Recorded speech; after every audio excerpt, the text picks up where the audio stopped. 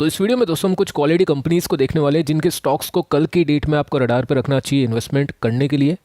तो इससे पहले के 3 वीडियोस अगर आपने अभी तक देखे नहीं तो इस वीडियो को खत्म होने के बाद में इन तीनों को आप देख लीजिएगा, काफ़ी अच्छी इन्फॉर्मेशन आपको मिलेगी। तो बात करें फर्स्ट कंपनी की, तो पहली कंपनी का नाम है विप्रो। इसके लिए आपके काफ़ी कमेंट आते हैं कि सर आप विप्रो को कवर क्यों नहीं करते हो। दोस्तों विप्रो से मेरी कोई दुश्मनी नहीं है, मैं इसको भी ट्रैक कर रहा हूँ, लेकिन अभी ये बाइंग लेवल पे नहीं था तो इसलिए हमने इसको डिस्कस नहीं किया।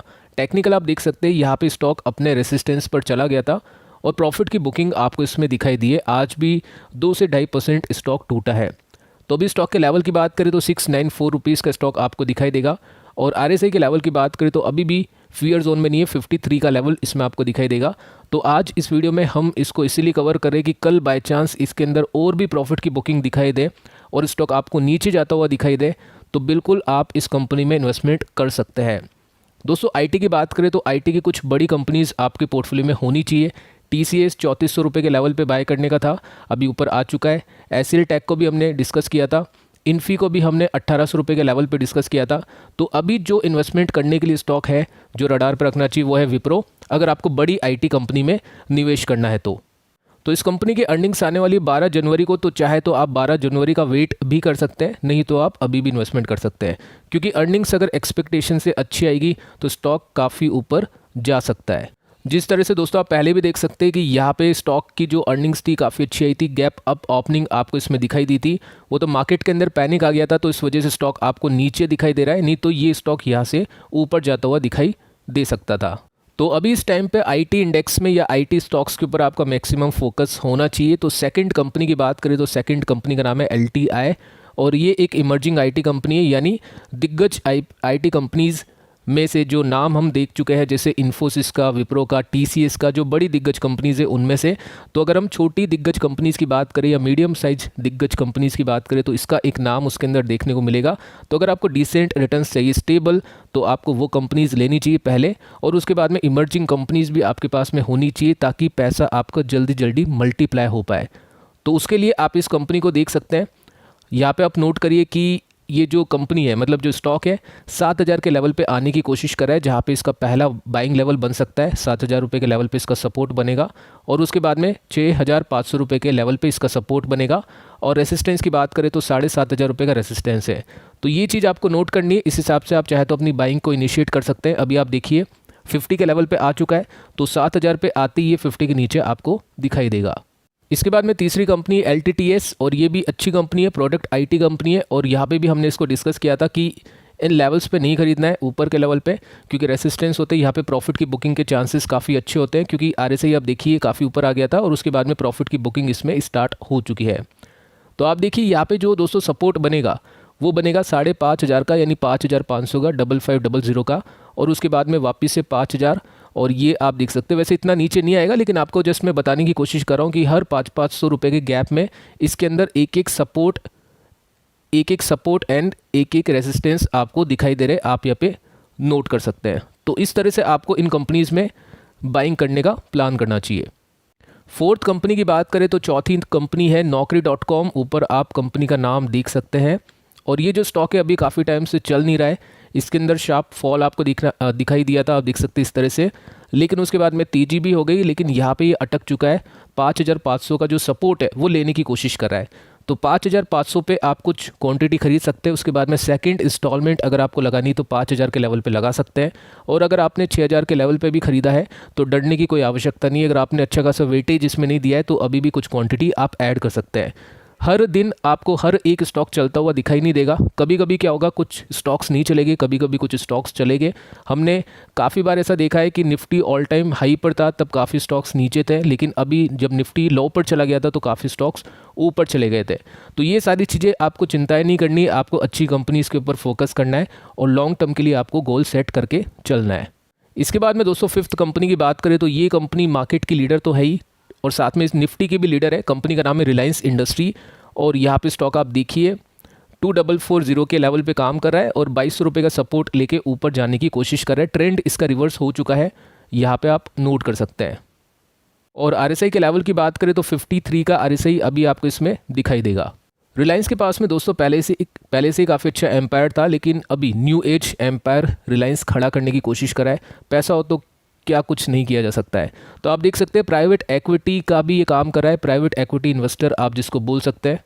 और साथ में दोस्तों आप देख सकते हैं कुछ बोल्ड बेट्स ली जा रही है, यानी रिस्की इन्वेस्टमेंट किए जा रहे हैं, यानी हाई रिस्की हाई रिवॉर्डिंग बोल सकते हैं। पैसा डूबेगा तो डूब भी सकता है, लेकिन जब बनेगा तो काफ़ी अच्छा पैसा बनेगा। तो ये चीज़ें आप इसमें नोट कर सकते हैं।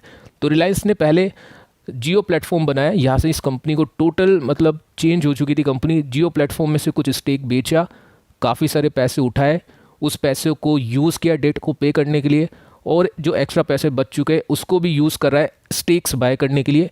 जैसे आप देख सकते हैं न्यूयॉर्क में एक लग्जरी होटल का काफ़ी अच्छे स्टेक लिया था 98 मिलियन रुपीज़ डॉलर्स में, और 25% का स्टेक था जो कि डुन्जो में लिया था, जो कि कितने का था, $200 मिलियन का था।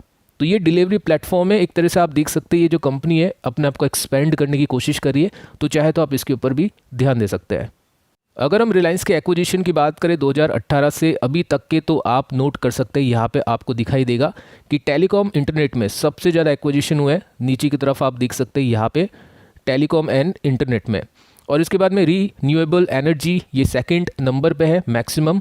मेडिकल, एजुकेशन, रिटेल आप देख सकते हैं यहाँ पे, chemical, energy, material, digital, hospitality और लाइफ साइंसेस, इसमें काफ़ी सारे स्टेक्स रिलायंस ने बाय किए। इसके बाद में दोस्तों नेक्स्ट कंपनी की बात करें तो कंपनी का नाम है मैरिको। और अगर आपको एफएमसीजी कंपनी खरीदनी है डिफेंसिव, जिसमें आपको डिविडेंड भी मिलता रहे और ग्रोथ भी मिले और टेंशन लेने की आवश्यकता ना हो, बस खरीदा और लॉन्ग टर्म के लिए होल्ड किया, 100% रिटर्न्स की गारंटी मिले, तो फिर आप इस कंपनी को चुनाव, इस कंपनी के अंदर इन्वेस्टमेंट करने का प्लान कर सकते हैं। इसमें दोस्तों ऐसा है कि आपको फटाफट मल्टी बैगर रिटर्न्स नहीं मिलेंगे, लेकिन आपका पैसा कभी भी डूबने वाला रिस्क इसमें नहीं होगा, क्योंकि अच्छी कंपनी है, मैनेजमेंट काफ़ी अच्छा है, कुछ फोकस्ड प्रोडक्ट ये कंपनी रखती है जिसकी डिमांड मार्केट के अंदर मोनोपोली रूप में आप देख सकते हैं।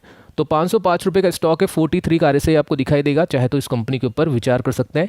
किसी को बहुत मल्टी बैग रिटर्न चाहिए तो फिर वो कंपनी ठीक नहीं है। किसी को आगे के 5 साल 10 साल के लिए पैसा छोड़ना है तो ये कंपनी बहुत ही अच्छी है।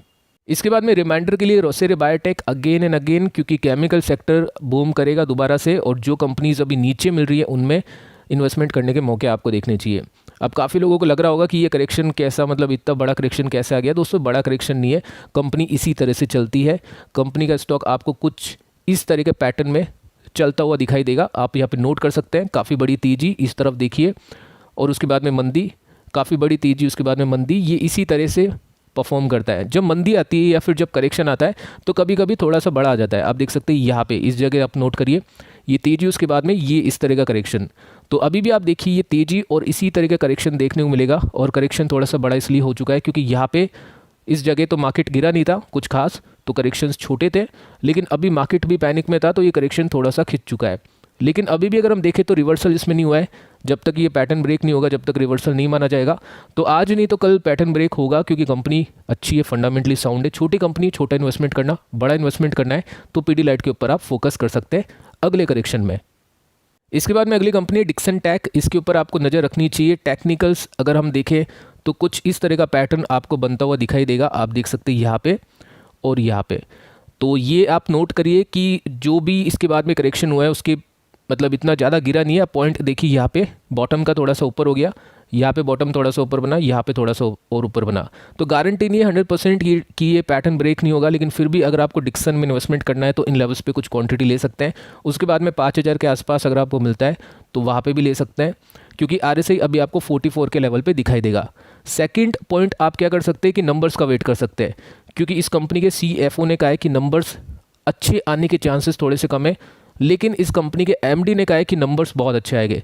तो यहाँ पे कन्फ्यूज़न क्रिएट हो रहा है। तो नंबर्स बहुत अच्छे आते तो बहुत ऊपर जाएगा, नंबर्स ख़राब आते तो थोड़ा नीचे आ सकता है। तो आप क्या करने वाले इस स्टॉक में, वो चाहे तो कमेंट में बताइएगा। इसके बाद में एक और IT कंपनी है, इसका नाम है Coforge, mid cap IT company है। और यहाँ पे भी दोस्तों लेवल्स आप नोट करिए कि 5500 का लेवल है, 5000 का लेवल है और 6000 का लेवल है। तो इस तरह से ये स्टॉक्स काम कर रहा है अपने सपोर्ट के आसपास। तो पहली इंस्टॉलमेंट आपकी होनी चाहिए 5500 पे, सेकंड इंस्टॉलमेंट आपकी होनी चाहिए 5000 के लेवल पे, क्योंकि RSI अभी देखें तो 48 के लेवल पे आ चुका है। पिछले RSI की बात करें तो आप देख सकते हैं जिन्होंने भी फियर जोन में इन्वेस्टमेंट किया था अच्छा रिटर्न्स उनको मिला है। इसके बाद में अगली कंपनी कैम्स, और स्टॉक में आज कुछ खास तेजी या कुछ खास मंदी दिखाई नहीं दी है। ASM कैटेगरी से आउट हो चुका है। कल आपको मैंने कहा था कि मुझे नहीं लग रहा है कि इतनी कुछ खास तेज़ी आएगी जितने यूट्यूबर्स मतलब वीडियो बनाने की बहुत ही अपर सर्किट लग सकता है, वैसा कुछ मूवमेंट इसमें दिखाई नहीं दिया है। तो कोई दिक्कत नहीं है अगर आपने शॉर्ट टर्म के लिए ख़रीदा है। तो दोस्तों यहाँ पे भी मैंने आपको कहा था कि जो भी आपका 2-4% का लॉस हो रहा है उसको लेके आउट हो सकता है, ताकि अगर आपने शॉर्ट टर्म के लिए लिया है तो फिर ट्रेंड अच्छा नहीं था, ठीक है। लॉन्ग टर्म के लिए लिया है तो मुझे लग रहा है ठीक है, क्योंकि कंपनी का बिजनेस ग्रोइंग है, कंपनी के फंडामेंटल अच्छे, म्यूचुअल फंड के अंदर काफ़ी अच्छा फ्लो आ रहा है। तो इन्वेस्टमेंट करने के लिए प्राइस के साथ में मेन प्रायोरिटी आपकी होनी चाहिए धंधा देखना कि कंपनी का प्रॉफिट कैसा बढ़ रहा है। ट्रेडिंग करते हो तो पूरा फोकस प्राइस के ऊपर होना चाहिए और छोटा मोटा लॉस लेके आउट भी होना चाहिए। ये देख सकते हैं सी के अंदर आपको कैम्प्स का नाम दिखाई नहीं देगा, यहाँ से जो सी वाला लाइन है स्टार्ट हो चुका है। 37 पे CDSL है नंबर 1 स्टेज में, मतलब फर्स्ट स्टेज में, तो ये भी जल्दी आउट होगा मुझे ऐसा लगता है। और साथ में सी के नाम आप देख सकते हैं, आपको कहीं भी कैम्प्स का नाम दिखाई नहीं देगा। इसके बाद में अगली कंपनी है IGL, और यहाँ पे स्टॉक के प्राइस की बात करें तो 468 के आसपास आ चुका है, यहाँ पे सपोर्ट के आसपास आता हुआ आपको दिखाई देगा। काफ़ी लोग इसके अंदर इन्वेस्टेड है लेकिन रिटर्न नहीं मिल पा रहे। तो ये जो कंपनी है दोस्तों, ऐसा नहीं है कि 40-50% के CAGR के साथ में चलती है, वो बात इसमें नहीं है। तो आपको इन्वेस्टमेंट करना है तो स्टॉक का नेचर देखिए, अपना रिस्क प्रोफाइल देखिए, उस हिसाब से इन्वेस्टमेंट करिए। तो अच्छी कंपनी है, डिसेंट रिटर्न्स आपको कमा के देगी। अगर आपको चाहिए ये कंपनी तो इन लेवल्स पे इन्वेस्टमेंट आप करके चल सकते हैं। ऊपर के लेवल पे आपने खरीदा है, बहुत ज़्यादा इन्वेस्टमेंट नहीं किया है, तो इन लेवल्स पे और भी क्वांटिटी ऐड करने का प्लान कर सकते हैं। और ऐसा मैं इसीलिए कह रहा हूँ क्योंकि पैटर्न आप देखिए किस तरह से कंपनी चलती है, ये पैटर्न आप नोट करिए। करेक्शंस आते हैं तो फिर ऐसे ही आते हैं, आप देख सकते हैं ये नॉर्मल करेक्शन है, पहले भी हमको ऐसा करेक्शन दिखाई दिया, इसके बाद में भी ऐसा करेक्शन दिखाई दिया है, और अभी भी कुछ इसी तरह का करेक्शन आपको स्टॉक में दिखाई दे रहा है। इसके बाद में अगली कंपनी अपोलो हॉस्पिटल्स। अगर आपको हेल्थ केयर सेक्टर में इन्वेस्टमेंट करना है तो इसके ऊपर आप ध्यान दे सकते हैं, धीरे धीरे ऊपर जाने की कोशिश भी कर रहा है, क्योंकि इसी तरह से स्टॉक चलता है। आप देख सकते हैं यहाँ पे भी कुछ इसी तरह से चल रहा था और यहाँ पे भी कुछ इसी तरह से ऊपर जाने की कोशिश कर रहा है। 6,000 रुपये का स्टॉक अभी 5,000 के भाव पे मिलेगा।